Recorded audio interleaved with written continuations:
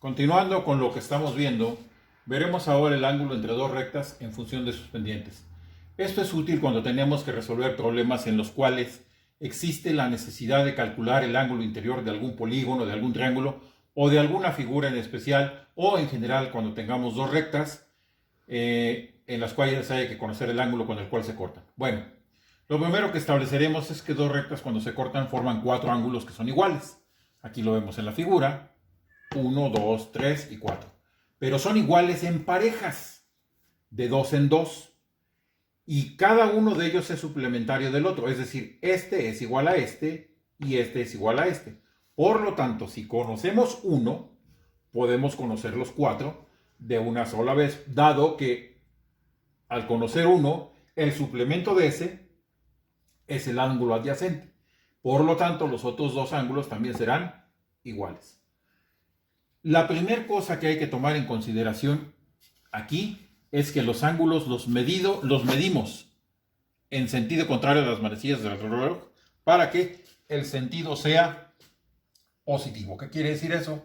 Que si el ángulo gira de esta manera, será el sentido positivo en el cual se mida.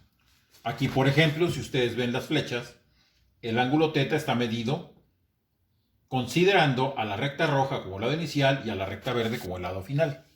El ángulo alfa 1 considera al eje de las X como lado inicial y a la recta roja como el lado final.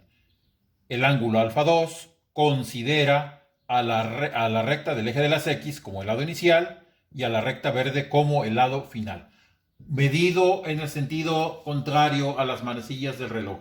Esta cuestión la tenemos que conservar siempre. Bueno. Aquí tengo yo estas dos rectas, R1 y R2, cada una de las cuales tiene sus respectivos ángulos de inclinación, alfa 1 y alfa 2. Sus pendientes también son respectivamente M1 y M2, como ya hemos visto que se puede determinar. Y si θ es el ángulo que se forma entre ellas, queremos saber cuánto vale ese ángulo que se forma entre ellas. Si aquí observamos, y si θ es el ángulo, el lado inicial será la recta R1, la roja, y el lado final será la recta R2, es decir, la de color verde, porque el ángulo al girar en sentido contrario a las manecillas del reloj hace esto. Entonces, ¿qué tenemos en la figura? Se forma un triángulo MNP, en el cual el ángulo alfa 2 es un ángulo exterior. Si ustedes recuerdan los conceptos de geometría que vimos, dijimos que el ángulo exterior de un triángulo era igual a la suma de los dos ángulos interiores no adyacentes a él. Por lo tanto, y de acuerdo con eso, alfa 2 será igual a la suma de alfa 1 más θ, tal como está aquí. Si de aquí despejo θ es la diferencia entre alfa 2 y alfa 1. También, si yo tengo la tangente de alfa 2, la pendiente que le corresponde es M2. Y si yo tengo la tangente de alfa 1, la pendiente que le corresponde es M1, por definición de pendiente. Para poderlo hacer tenemos que utilizar una identidad trigonométrica. ¿Qué es una identidad trigonométrica? Una expresión que me relaciona ángulos y sus medidas de tal manera que lo que está de un lado de la expresión sea exactamente igual a lo que está del otro. Si aquí, por ejemplo, tengo yo que el ángulo θ es la diferencia entre alfa 2 y alfa 1, pues la tangente de θ será la tangente de la diferencia alfa 2 menos alfa 1. Y esa por identidades, la identidad de la diferencia de dos ángulos está dada por la diferencia de las tangentes de los ángulos entre 1 más el producto de las tangentes de dichos ángulos. Al hablar de alfa 2 menos alfa 1, es la identidad que se refiere a la tangente de la diferencia entre dos ángulos. Pero yo ya sé que la tangente es la pendiente, pues en lugar de tangente de alfa 2, sustituyo por la pendiente M2. En lugar de la tangente de alfa 1, sustituyo por la pendiente M1. Sobre 1 más M2 por M1. Nota, y que quede clara esa nota. M2 es la pendiente del lado final, siempre. Y M1 es la pendiente del lado inicial, siempre es así. Y esto medido con la convención del sentido contrario de las manecillas del reloj. Si aquí tengo yo estas dos rectas y las mido en el sentido contrario a las manecillas del reloj, el lado inicial es el rojo, el lado final es el verde y está medido en sentido contrario a las manecillas del reloj. Por lo tanto, al medir cualquier ángulo, siempre vamos a considerar primero la pendiente del lado final y después la pendiente del lado inicial. Esas convenciones tienen que quedar perfectamente claras. En geometría analítica todo es muy fácil, pero hay que tener cuidado extremo a la hora de sustituir valores y sobre todo con los signos. Pongamos un ejemplo. En este ejemplo se trata de calcular los ángulos interiores de este triángulo ABC, cuyas coordenadas aparecen aquí. Si ustedes observan, aquí dibujo el triángulo, sus coordenadas en el plano cartesiano y señalo el ángulo A. Tenemos que calcular los tres ángulos. Para ello necesitamos también las pendientes de los tres lados. Bueno, la pendiente del lado AC, porque el lado AC forma el ángulo A. ¿Cómo la calculo? YC menos YA entre XC menos XA, lo cual me va a dar menos 4, haciendo las operaciones con cuidado. La pendiente del lado AB, la misma situación, pero ahora utilizo las coordenadas de A y de B. Sustituyo con cuidado y hago la operación igual, y me resulta menos 1/8. ¿Qué tengo? La pendiente del lado AC y la pendiente del lado AB. Y ahora me fijo en este ángulo A. ¿Quién es el lado final y quién es el lado inicial? Si yo lo recorro en sentido contrario a las manecillas del reloj, mi lado final es AC y mi lado inicial es AB. Y con esos datos es como vamos a sustituir en la fórmula. Ahora tenemos aquí que la tangente de A es la pendiente del lado AC menos la pendiente del lado AB. Tal como establecí en la figura anterior, la pendiente del lado AC es la del lado final y la del lado AB es la del lado inicial. Sustituyo valores. Esta habíamos encontrado que es menos 4, esta habíamos encontrado que es menos 1/8. Esta pendiente menos 4 menos, signo menos de la resta, aquí está, menos el valor de la otra pendiente que es menos 1/8, tal como salió en el resultado. Todo entre 1 más el producto de las dos pendientes. Lo demás es hacer operaciones. Mucho cuidado con los signos. Aquí se equivocan en los signos, no en otra cosa. Menos por menos más 1/8. El menos 4 permanece igual. Abajo, menos por menos más 1/8 por 4 enteros, 4/8. Ahora hay que reducir a un común denominador en la fracción arriba y abajo. Común denominador 8. 8 entre 1 a 8 por 4, menos 32. 8 entre 8 a 1 por 1, 1. Eso en este numerador. En el denominador, común denominador también 8. 8 entre 1 a 8 por 1, 8. Más 8 entre 8 a 1 por 4, 4. Tenemos arriba menos 32 más 1, menos 31/8. Tenemos abajo 8 y 4, 12/8. Simplificando la fracción por las leyes de las fracciones, me queda que esto es menos 31/12. Este es el valor de la pendiente. Efectuamos la división y resulta que es menos 2.5833. Por lo tanto, el ángulo A será el ángulo cuya tangente es este valor. Ojo, que es negativo. Calculamos el ángulo cuya tangente es este valor o tangente al menos 1 y me resulta que son menos 68 grados 50 minutos. Pero yo tengo que tener el ángulo correcto, porque el ángulo que estoy calculando es el interno, no el externo. Si la tangente tiene signo negativo y recordamos la gráfica de la función tangente, recuerden ustedes que tiene una rama negativa en ángulos mayores de 90 grados y menores de 180 grados. Por lo tanto, al ocurrir eso, a 180 grados tengo que restarle el ángulo que acabo de obtener para obtener el ángulo interno del triángulo, dado que ese ángulo va a ser un ángulo obtuso. Haciendo la resta, 179 grados 60 minutos menos 68 grados 50 minutos, resulta que el ángulo A es de 110 grados 10 minutos. Si vamos a la figura, veremos que este ángulo es un ángulo obtuso. Falta por obtener los otros dos ángulos. En el caso del ángulo B, hacemos exactamente el mismo procedimiento y es necesario calcular la pendiente del ángulo. Para el ángulo B, que el lado inicial es BC y el lado final es AB. Para ello requiero la pendiente del lado BC. No la he calculado. M de BC es YC menos YB entre XC menos XB. menos 6, menos 3, entre 4, menos 6. Haciendo todo, me resulta que esta pendiente vale menos 9 décimos. Y esta es la pendiente que vamos a utilizar. Volviendo a la figura, habíamos dicho que el lado final era AB y el lado inicial el lado BC. De tal manera lo sustituyo. Lado final menos lado inicial, MAB menos MBC. La pendiente del lado AB ya sabíamos que era menos 1/8, menos la pendiente del lado BC, que es la que acabamos de calcular, que es menos 9 décimos. Sustituimos abajo 1 más el producto de las dos pendientes. Sustituimos. Leyes de los signos. Menos por menos más 9 décimos. Abajo, menos por menos más 1/8 por 9 décimos, 9/80. Hay que resolver la fracción. Otra vez, como un denominador de 8 y de 10, 80. 80 entre 8 a 1 por 1. 80 entre 8 a 10 por 1, 10. Más 80 entre 10 a 8 por 9, 72. Abajo, 80 entre 1 a 80 por 1, 80. Más 80 entre 80 a 1 por 9, 9. Resolvemos.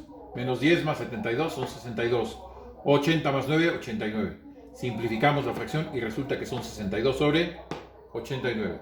Efectuamos la división. Da este valor. Calculamos el ángulo B. El ángulo cuya tangente o tangente a la menos 1 de punto 69,66. Resulta un ángulo de 34 grados 51 minutos. Ya tenemos dos de los ángulos del triángulo.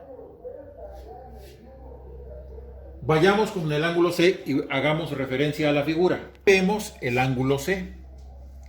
Ahora vemos, de acuerdo al sentido contrario de las manecillas del reloj, mi lado final será el lado BC y mi lado inicial será el lado AC. Y con eso sustituimos en la expresión para calcular el ángulo C tal como se ve por acá. Bueno, pendiente del lado final, M de BC, menos pendiente del lado inicial, MAC. Entre 1 más MBC por MAC. Sustituimos valores, este es menos 9 décimos, menos 4. Entre 1 más menos 9 décimos y por menos 4. Operaciones, menos por menos más. Acá menos por menos más 9 décimos por 4 enteros son 36 décimos. Común denominador arriba y abajo, 10. 10 entre 1 a 10 por 10 entre 10 a 1 por 9, 9. 10 entre 1 a 10 por 4, 40. Abajo, 10 entre 1 a 10 por 1, 10.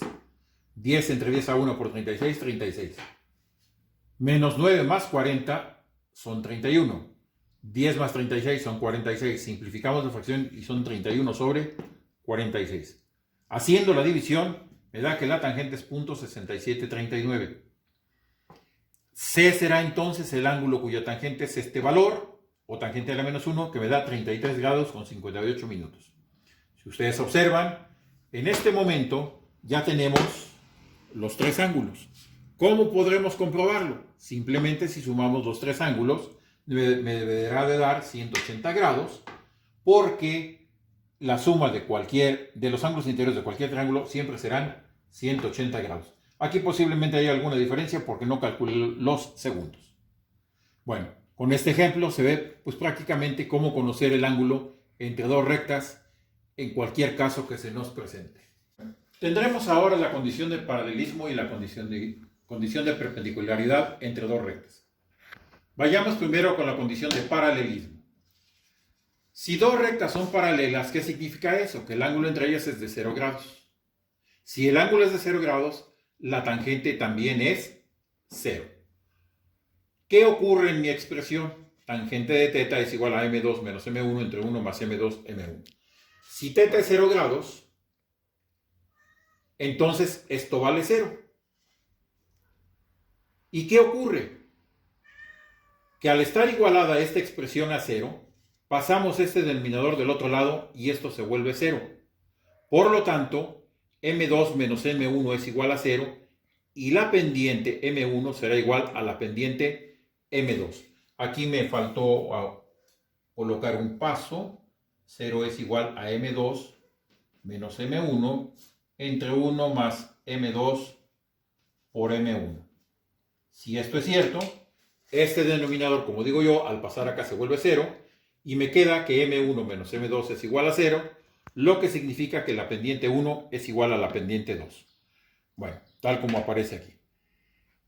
Entonces, si la tangente de 0 es 0, entonces θ vale 0 grados. Por lo tanto, la condición para que dos rectas sean paralelas es que sus pendientes sean exactamente iguales. Ejemplo. Vamos a ver si estas dos rectas AB y CD son paralelas. ¿Qué tenemos? Dos puntos de ellas. Vamos a calcular su pendiente. La pendiente de AB, pues ya B menos ya entre XB menos XA. Sustituimos valores, hacemos operaciones y resulta que esta pendiente es igual a un sexto. Consideramos la otra recta, CD. Calculamos su pendiente, 2 menos 3 entre menos 3 menos 3. Esto me da menos 1 entre menos 6. Por leyes de los signos es un sexto. ¿Qué ocurre con los dos resultados? Que son exactamente iguales. Si esta condición ocurre, las dos rectas son paralelas. Veamos la figura. Aquí la recta roja es la recta CD, la recta verde es la recta AB, y si ustedes observan y se traza la figura con cuidado, verán claramente que son paralelas, lo que corrobora los dos resultados de que las dos pendientes valen un sexto. Ahora tenemos la condición de perpendicularidad de dos rectas. Si dos rectas son perpendiculares, el ángulo entre ellas es de 90 grados. Pero aquí pasa algo. La tangente de 90 grados, como hemos visto, no existe. Recordemos la gráfica de la función tangente. Por lo tanto, hay que calcularla por medio de la cotangente, porque la cotangente de 90 grados sí existe y vale 0. Por lo que hay que desarrollar la siguiente consideración. Sabemos desde que vimos triángulos rectángulos que la tangente es el recíproco de la cotangente en cualquier triángulo rectángulo. Por lo tanto, la cotangente es 1 sobre la tangente. Sabemos que la tangente es M2 menos M1 entre el producto de las pendientes. Si yo quiero el recíproco de esto es 1 sobre la tangente. Por lo tanto, la fracción se invierte. Y lo que es el denominador ahora es numerador, lo que es el numerador ahora es denominador. Si la cotangente de 90 vale 0, y esa sí existe, entonces esto es igual a 0, porque el ángulo entre las dos rectas al ser perpendiculares es 90 grados. Este denominador pasa multiplicando de este lado, 0 por esto, lo cual me da 0. Del otro lado permanece 1 más M2 por M1. El 1 está sumando aquí, pasa restando del otro lado. ¿Y qué me queda? Que el producto de los dos pendientes debe ser igual a menos 1. Si yo de aquí despejo tanto la pendiente M1 o la pendiente M2, ¿qué resulta? Que una es el recíproco de la otra, pero con signo contrario. Por lo tanto, esto me da la condición para que dos rectas sean perpendiculares. Que sus pendientes sean recíprocas y de signo contrario. Hay que recordar qué cosa es recíproco. Recuerden ustedes que si yo tengo, por ejemplo, 3/4, su recíproco es 4/3, pero el recíproco de signo contrario sería menos 4/3. Si yo tengo 2/5 como pendiente, la pendiente de la recta perpendicular sería menos 5/2. Si yo tengo menos 6/7 como pendiente, la pendiente de la recta perpendicular a ella sería igual a más 7/6. Una recta cuya pendiente es menos 4, la recíproca del signo contrario sería una recta cuya pendiente es más 4 y así sucesivamente. Pongamos un ejemplo para ilustrarlo. Hay que investigar si estas rectas AB y CD son perpendiculares. Tenemos el segmento de recta AB, cuyas coordenadas son estas, y el segmento de recta CD, cuyas coordenadas son las de abajo.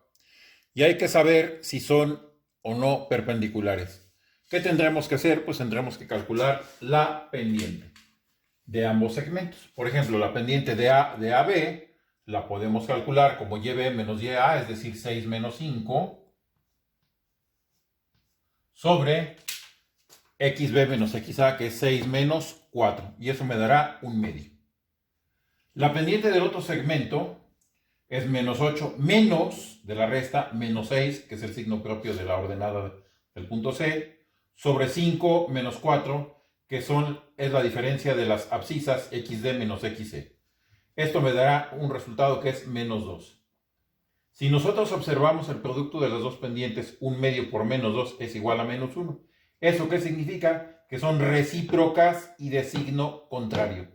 Si esta situación se presenta, entonces las rectas son perpendiculares entre sí. Recordar cuando un número es recíproco de otro y que además tenga diferente signo. En este caso, estas dos rectas son perpendiculares entre sí, tal como se ve en la figura. Los dos segmentos pues están separados, pero como cualquier recta puede prolongarse indefinidamente, podemos ver, si se traza con cuidado la gráfica, que en algún punto se cortarán y el ángulo entre ellas será de 90 grados. Por lo tanto, serán perpendiculares. Bueno, pasando a otra cosa, tenemos la condición para que tres puntos sean colineales. Si yo tengo los puntos A, B y C, y estos son colineales, entonces, colineales.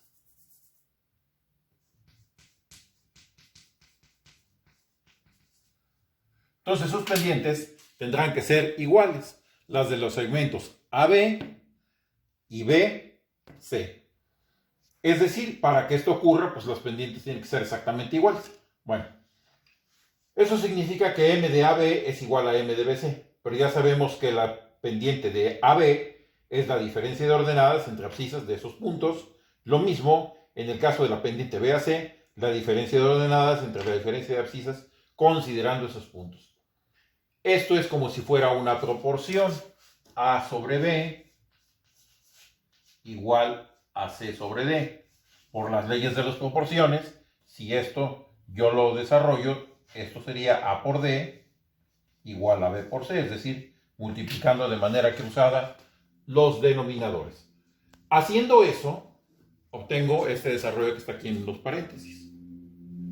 Efectúo las multiplicaciones, veo que hay términos que se pueden eliminar, los elimino, y vamos a, una vez hecho eso, a transponer todo el resultado a uno de los miembros de esa ecuación. Haciendo eso, pasando todo a un miembro e igualando a 0, obtenemos este resultado. Que si yo lo reordeno y lo factorizo, me queda xc por y a menos yb, menos xb por y a menos yc, más xa por y a menos yc. Está igualado a 0 porque todo lo pasé al primer miembro. Y esto que me da una ecuación a la que le voy a poner el número 1 tal como está aquí. Por otra parte, si yo considero el determinante formado por las coordenadas de los puntos A, B y C, seguido de una columna de unos para que el determinante sea un determinante de tercer orden, vamos a ver qué pasa. Este determinante yo lo desarrollo aquí por determinantes de menor orden o por cofactores, como también se le llama. Es decir, cada elemento del primer renglón se convierte en pivote de los determinantes de menor orden, en este caso de segundo, formados por los elementos que no están ni en su columna ni en su renglón. Es decir, si X es el pivote, su menor correspondiente es este de aquí, tal como está acá. Si YA es el elemento pivote, su determinante de menor orden correspondiente es esta columna con estos dos unos, tal como está acá. Y lo mismo para el 1, considerado como el último elemento pivote del primer renglón, este será su determinante de menor orden. Los desarrollo, multiplicamos en cruz de acuerdo a la regla de Cramer, es YB menos YC, XB menos XC, XB YC menos XC YB, y obtengo esto. Lo cual lo desarrollo, lo reordeno y también lo factorizo. ¿Y qué obtenemos? Exactamente el mismo resultado que obtuvimos anteriormente cuando multiplicamos las pendientes. Entonces, ambos resultados son iguales. ¿Y esto a qué me va a llevar? Me va a llevar a una situación que me facilita mucho los cálculos, que es que si yo resuelvo el determinante formado por las coordenadas de los tres puntos y este determinante es igual a 0, tal como está acá, entonces significa que los 3 puntos estarán alineados y que tendrán todos ellos la misma, sus respectivos elementos tendrán todos ellos la misma pendiente. Entonces este es un resultado importante, que el desarrollo del determinante sea igual a 0. Eso significa que los 3 puntos son colineales. Para el desarrollo de determinantes, aquí cualquier determinante de tercer orden se puede desarrollar por el método de cofactores o determinantes de menor orden o por la regla de Sarrus. Cualquiera de esas dos puede ser utilizada. Aquí les recomiendo que le den una repasada en algún libro de álgebra para no perder el tiempo desarrollando todo lo que es un determinante de tercer orden. Este determinante de tercer orden lo vamos a estar usando en varias cosas. Y podrán encontrar algunos ejemplos en los ejercicios que les di anteriormente.